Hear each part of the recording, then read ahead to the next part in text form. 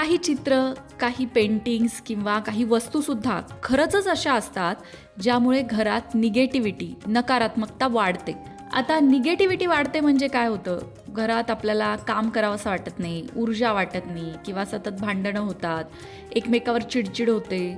म्हणजे त्या घरात आपल्याला काहीही नवनिर्मिती करावी किंवा प्रगती करावी असे विचारच येत नाही. सतत काहीतरी नकारात्मकता, याच्या त्याच्याबद्दल बोलणं, दुसऱ्याची निंदा करणं, या गोष्टींना प्रोत्साहन मिळतं. याला म्हणतात निगेटिव्हिटी. कारण तुमच्या डोक्यात कचरा असेल तर तुम्ही तुमच्या आयुष्यात काहीही चांगलं करू शकत नाही. तो डोक्यातला कचरा आधी स्वच्छ झाला पाहिजे. पण मग त्या वस्तू कोणत्या आहेत किंवा त्या पेंटिंग्स कोणत्या आहेत आणि कोणती आहेत ती चित्र ज्यामुळे असे विचार आपले निगेटिव्ह होऊ शकतात आणि यात खरंच काही तथ्य आहे का? कारण की बऱ्याच जणांचं असं मत असतं की चित्रबित्र काही नाही हो, कर्म करा, मेन तर कर्मच आहेत, कर्म करा, बाकी सब झूठ. काही जणांची अशी कमेंट असते की हे व्हिडिओ आले ना, हे पैसे कमवतात आणि काही पण विषय घेऊन येतात. अशी वेगवेगळी मतं आपल्याला समाजात बघायला मिळतात. पण आपण जरा सूक्ष्म विचार करणार आहोत. सूक्ष्म विचार म्हणजे काय? तर हा मुद्दा तर खरा आहे की कर्माला प्राधान्य द्यायला हवं. कर्मच तुमचं आयुष्य घडवत असतं, बरोबर. पण तुमच्यापैकी कितीतरी जण असतील जे भरपूर कष्ट करतायत, मेहनत घेत आहेत, पण त्यांना म्हणावं तसं यश मिळत नाही आहे किंवा आयुष्यात म्हणावं तसं चांगलं काहीच घडत नाही आहे. मग त्यांनी काय करायचं? कर्म तर ते करतातच आहेत ना, कर्म तर आपण सगळेच करतोय. पण प्रत्येकाच्या कर्माला म्हणावं तसं यश मिळतंय का? म्हणावा तसा मोबदला मिळतोय का? म्हणजेच काय, तर सगळ्या गोष्टी आपल्या हातात नसतात. आता कष्ट जर तुम्ही करत असाल, तुमचा उत्साह तुमच्या कामात टिकून राहावा असं तुम्हाला वाटत असेल, तर तुम्ही त्याप्रमाणे तुमचं घर ठेवायला हवं. घर स्वच्छ असावं. भरपूर श्रीमंती नसेल, पैसे नसले तरीसुद्धा घर तर प्रत्येकजण स्वच्छ ठेवू शकतं. त्याचबरोबर घरात तुम्ही असे काही चित्र लावू शकता की ज्यातून तुम्हाला एनर्जी मिळेल, पॉझिटिव्हिटी मिळेल.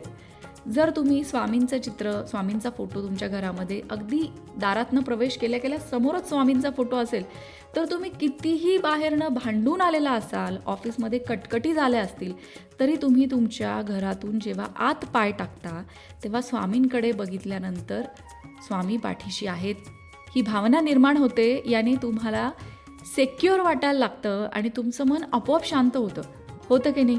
ज्यांच्या घरी स्वामींचा फोटो आहे त्यांनी हा अनुभव आला आहे की नाही ते सांगायचं.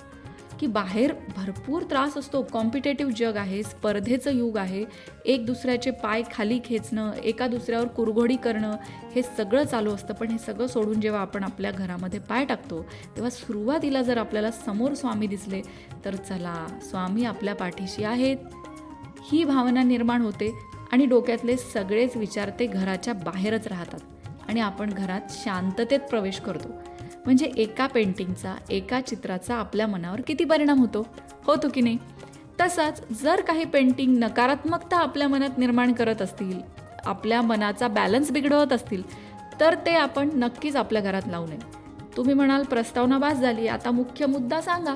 काय होतं, मुख्य मुद्द्यावर तर येतेच आहे मी, पण प्रस्तावनेची गरज का पडली? कारण मागे आपण 7 घोड्यांचं चित्र कसं असावं, कसं नसावं याबद्दल एक व्हिडिओ केला होता. त्याच्याखाली एवढ्या कमेंट, काही चांगल्याही होत्या, काही वाईटही होत्या. पण त्या सगळ्याच कमेंटमधून 1-2 कमेंट मी आत्ता सुरुवातीला तुम्हाला सांगितल्या आणि त्याची उत्तरंसुद्धा दिली. आता बघूया की घरात कुठल्या प्रकारची चित्र अजिबात असू नये. वास्तुशास्त्रानुसार घरात लावलेलं चित्र नेहमी प्रसन्नता आणि सकारात्मकता देणारं असावं. पण त्यात कुठल्याही प्रकारचा हिंसक प्राणी किंवा युद्धाचं चित्र मात्र असू नये. बऱ्याच जणांना आवड असते की वाईल्ड लाईफ फोटोग्राफी आणि त्याच संदर्भातले पिक्चर्स जे आहेत ते घरात मोठे मोठे करून लावतात. आता तुम्ही जर फोटोग्राफरच असाल तर गोष्ट वेगळी, पण जर तुमचं प्रोफेशन ते नाही आहे तर कुठल्याही प्रकारचे सिंह, वाघ, चित्ता असे हिंसक प्राण्यांचे किंवा शिकार करतानाचे चित्र घरात लावू नये. कारण की हिंसक प्राण्यांची ही चित्र आपल्या मनात नकारात्मकता निर्माण करतात.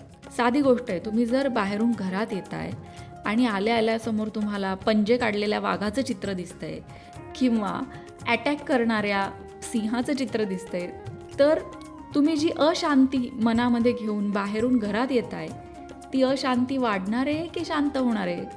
साधं लॉजिक आहे, प्रत्येकाने ज्याचा त्याचा विचार करावा. दुसरी गोष्ट म्हणजे कुठल्याही प्रकारचं युद्धाचं चित्र लावणं टाळावं. युद्धाची चित्र घरात क्रोध, आक्रमकता वाढवतात, कुटुंबात कलह वाढवतात. बऱ्याच जणांच्या घरात मी पाहिलंय की महाभारताच्या युद्धाचं चित्र असतं. आपल्यासाठी सगळ्यांसाठी खरं तर महाभारत हा पवित्र ग्रंथ आहे. आपल्या आयुष्याला मार्गदर्शन करणारा ग्रंथ आहे. तो ग्रंथ वाचावा, त्या ग्रंथातून आयुष्यात आपण काय शिकू शकतो ते धडेसुद्धा घ्यावेत. पण महाभारतातल्या युद्धाचं चित्र घरात लावणं टाळावं. त्यामुळे कुटुंबात कलह वाढतात. कारण युद्ध म्हणजे काय, नकारात्मकताच आहे ना. युद्धाचं चित्र घरामध्ये त्यामुळे लावू नये कोणत्याही प्रकारच्या. तुम्हाला जर लावायचंच असेल महाभारताचं चित्र, तर त्यामध्ये तुम्ही भगवान श्रीकृष्ण अर्जुनाला उपदेश करतायत, गीतेचा उपदेश करतायत, त्या संदर्भातलं चित्र नक्कीच लावू शकता. त्याने तुमच्या आयुष्याला दिशा मिळणार आहे. पण युद्धाचं चित्र मात्र टाळावं. तिसऱ्या प्रकारचं चित्र म्हणजे बुडणारं जहाज किंवा बोट. असं बुडत असलेलं जहाज किंवा वादळात अडकलेली बोट असं जे चित्र आहे ते कधीही तुमच्या हॉलमध्ये किंवा बेडरूममध्ये लावू नका. कारण मुळातच चित्रातच दिसतंय ना की एक जहाज बुडतंय, म्हणजे काहीतरी अघटित घटना घडतीये, तोटा होतोय, नुकसान होतंय. मग असं चित्र लावून तसे विचार आपल्या मनामध्ये का निर्माण करायचे? त्या चित्राकडे 1-2 मिनिटं पाहिल्यानंतर तुमच्या मनात कोणत्या भावना निर्माण होणार आहे? समृद्धीच्या भावना निर्माण होणार आहेत का? चांगल्या प्रगतीच्या भावना निर्माण होणार आहेत का? नक्कीच नाही ना. म्हणून अशी चित्र घरात लावू नये.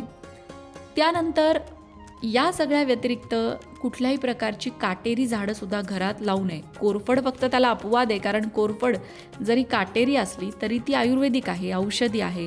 त्याचा आपण आपल्या केसांसाठी, त्वचेसाठी, इतरसुद्धा भाजलं वगैरे तर त्यासाठी त्याच्या पानांच्या गराचा उपयोग करू शकतो. त्यामुळे कोरफड अपवाद आहे.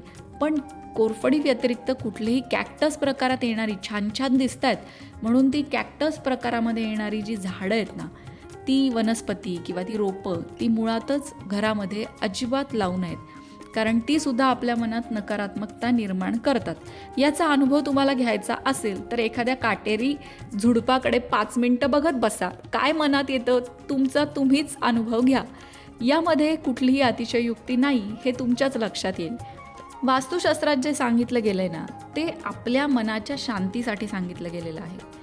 कुठल्याही गोष्टीच्या ऊर्जेचा आपल्या मनावर काय परिणाम होतोय हे आपण जर आपल्या मनाच्या खोल तळाशी शिरून पाहिलं तर आपल्याला लगेच लक्षात येईल की घरात काय असावं आणि काय नसावं.